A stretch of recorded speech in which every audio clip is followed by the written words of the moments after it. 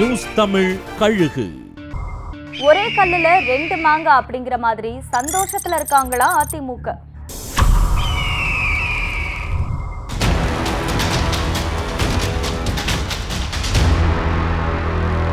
தமிழ்நாடு பாஜக தலைவர் பதவியிலிருந்து அண்ணாமலை நீக்கப்படுவார்னு செய்திகள் வர்றது அதிமுகவை ஹாப்பி ஆக்கி இருக்கு.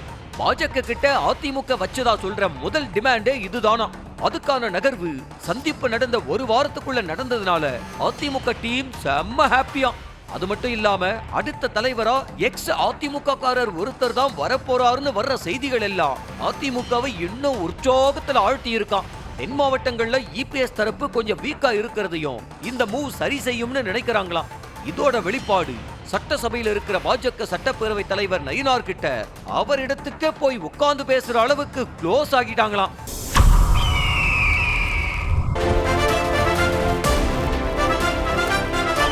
நியூஸ் தமிழ் கழுகு.